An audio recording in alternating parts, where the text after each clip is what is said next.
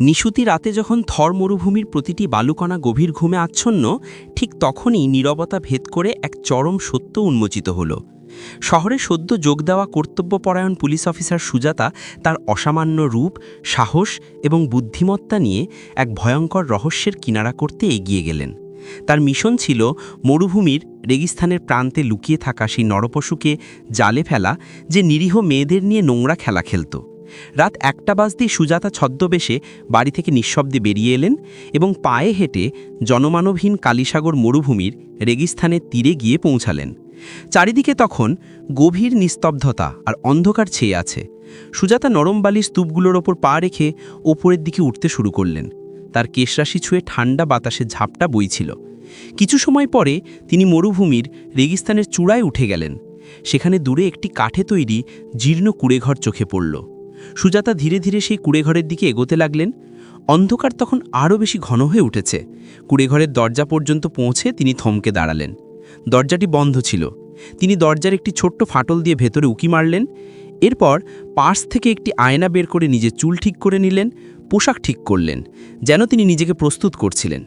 নিশ্চিত হয়ে তিনি আলতোভাবে দরজায় টোকা দিলেন।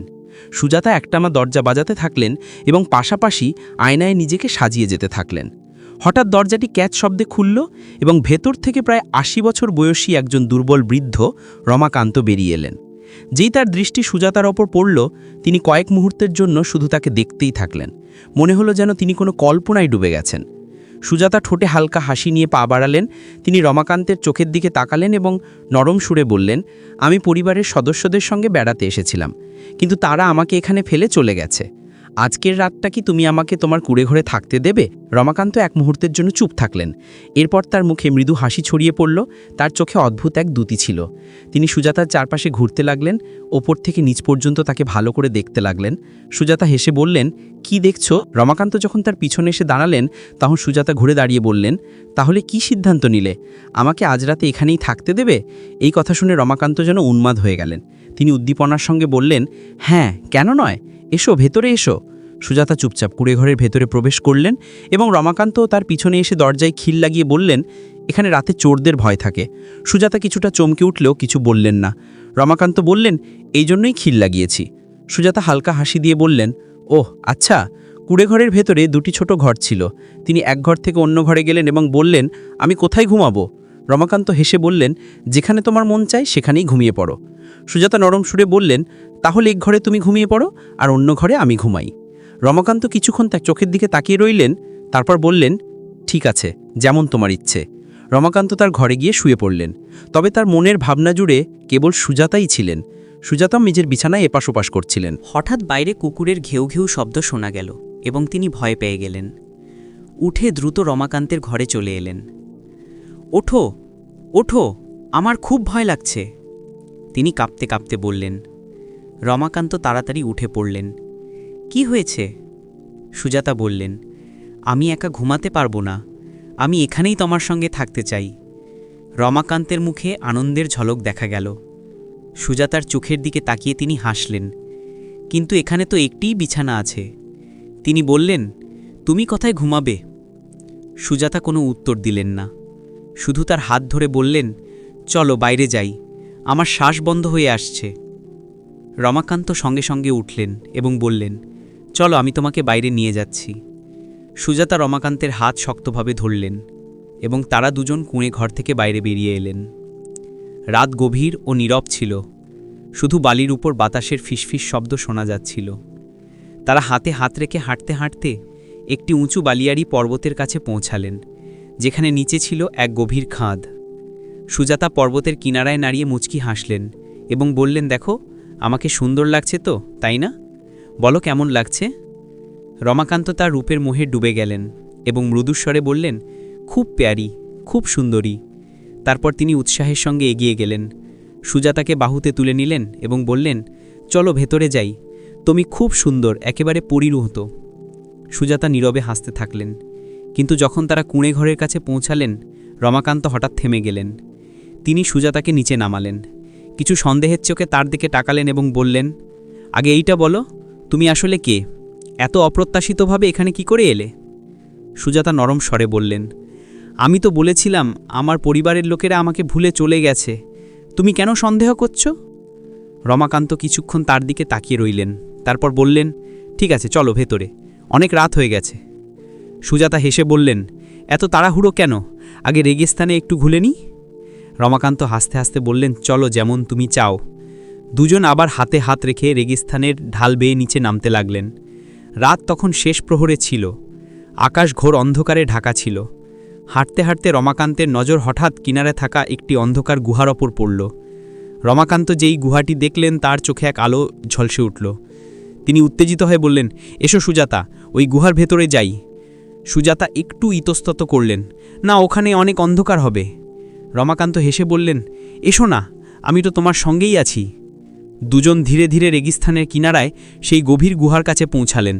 রমাকান্ত হেসে বললেন, তুমি আগে চলো। সুজাতা একবার চারদিকে তাকালেন এবং তারপর গুহার ভেতরে পা রাখলেন। রমাকান্ত তার পিছনে ভেতরে চলে গেলেন। গুহাটি ছিল দীর্ঘ ও সংকীর্ণ। দেয়াল থেকে ঠান্ডা ও স্যাঁতস্যাঁতে ভাব অনুভব হচ্ছিল।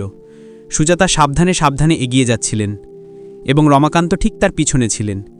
কিছুটা দূর গিয়ে রমাকান্ত এক জায়গায় থামলেন যেখানে একটি বড় পাথর পড়েছিল। তিনি বললেন, তুমি ক্লান্ত হয়ে গেছ, এইটার উপর বসে একটু বিশ্রাম নাও। সুজাতা হাসলেন এবং বললেন, হ্যাঁ, সত্যি আমি খুব ক্লান্ত হয়ে গেছি। তিনি পাথরের উপর বসলেন, তারপর আস্তে করে শুয়ে পড়লেন। গুহার ভেতরে ছিল গভীর নীরবতা, শুধু বাতাসের হালকা ফিসফিস শব্দ প্রতিধ্বনিত হচ্ছিল। রমাকান্ত ধীরে ধীরে তার কাছে আসতে লাগলেন।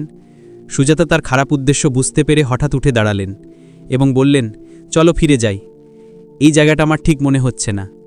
আচ্ছা, যদি তুমি বলো তবে চলো। দুজন গুহা থেকে বেরিয়ে এসে আবার কুঁড়ে ঘরের দিকে এগোতে লাগলেন। রাত গভীর ছিল এবং বাতাসে শীতের আমেজ মিশে গিয়েছিল। কুঁড়ে ঘরের কাছে পৌঁছে সুজাতা থামলেন এবং নিজের কাপড় ঝেড়ে বললেন, আরে, আমার কাপড়ের ভেতরে কিছু একটা ঢুকে গেছে। রমাকান্ত কাছে এসে বললেন, কি হলো, দেখাও। তিনি তার কাপড় ঝাড়তে লাগলেন এবং সুজাতা হালকাভাবে হাসলেন। তারপর বললেন, তুমি এখানেই অপেক্ষা করো, আমি ভেতরে গিয়ে ঠিক করে নিচ্ছি। রমাকান্ত সুজাতার দিকে তাকিয়ে থাকলেন। অন্যদিকে তিনি ধীরে ধীরে কুঁড়ে ঘরের ভেতরে চলে গেলেন এবং দরজায় খিল লাগিয়ে দিলেন।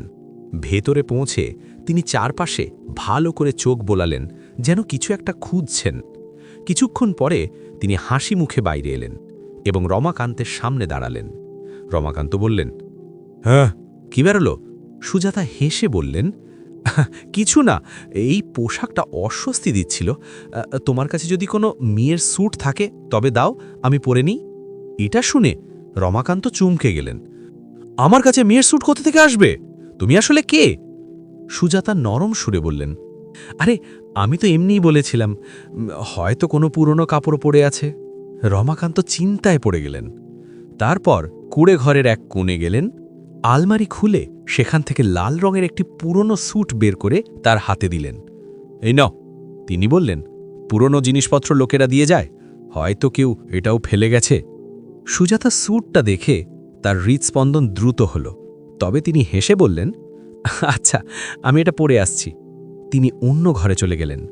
রমাকান্ত সেখানেই বসে নিজের মনে বিড়বিড় করতে লাগলেন, মেয়েটা তো খুব সুন্দরী, জানি না কোথা থেকে এসেছে।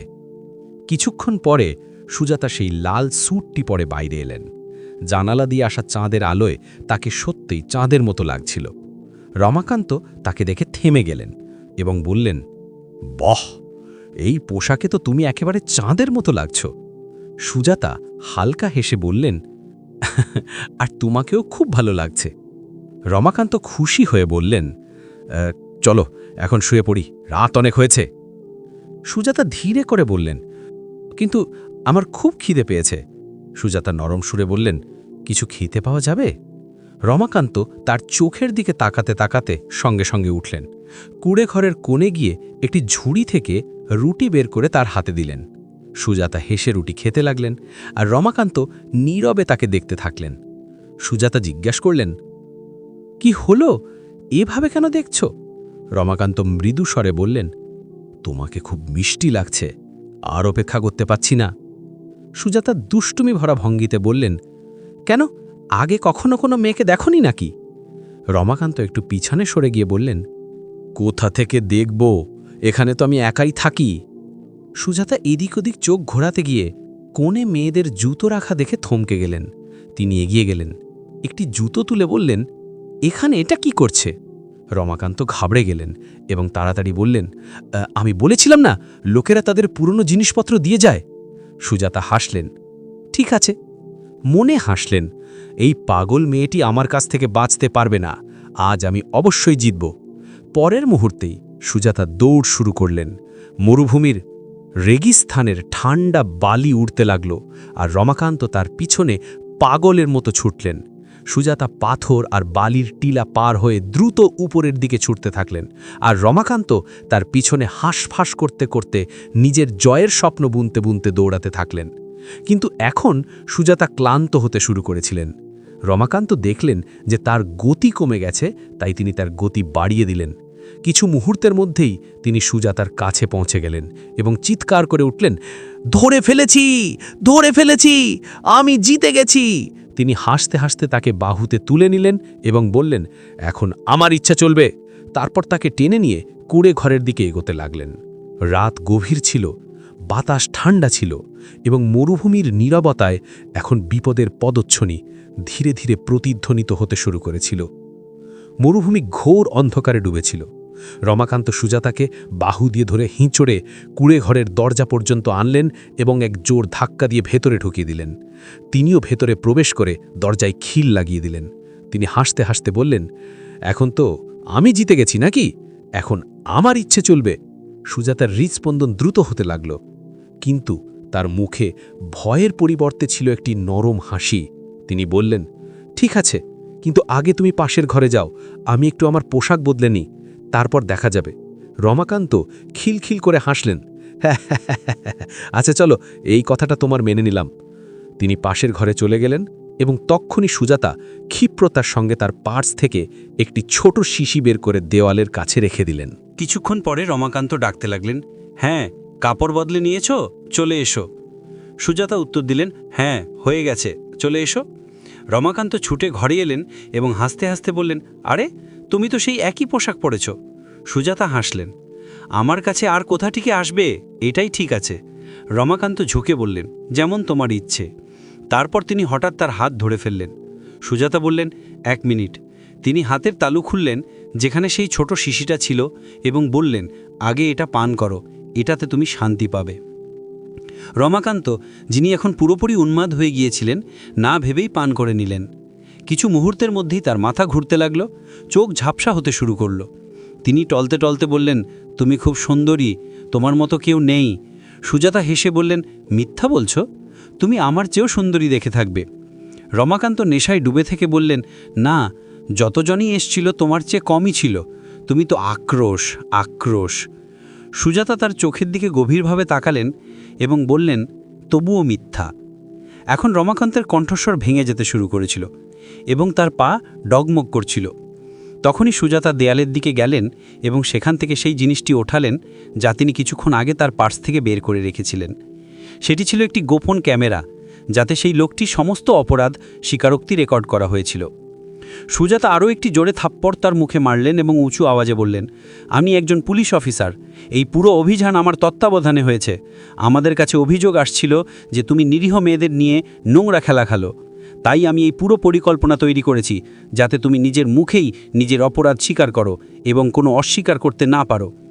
এই কথা শুনে রমাকান্তের বেশে লুকিয়ে থাকা সেই নরপশু স্তব্ধ হয়ে গেল। কমান্ডোরা তাকে মাটি থেকে টেনে হিঁচড়ে বাইরে নিয়ে গেল এবং গাড়িতে তুলে দিল। কিছুদিন পর তাকে আদালতে পেশ করা হলো। ভিডিও এবং অডিও প্রমাণের সামনে তার মিথ্যা টিকতে পারল না। সে একজন ধূর্ত অপরাধী প্রমাণিত হলো এবং আদালত তাকে কঠোরতম শাস্তি শোনালো। এভাবে এক বৃদ্ধের বেশে লুকিয়ে থাকা নরপশু তার ভয়াবহ পরিণামে পৌঁছালো এবং সুজাতা তার সাহস আর বুদ্ধিমত্তা দিয়ে এই সত্য প্রমাণ করে দিলেন যে সত্য ও ন্যায়ের জয় সব সময় হয়। মন্দতা যত মুখোশী পড়ুক না কেন, একদিন তার আসল চেহারা অবশ্যই উন্মোচিত হয়।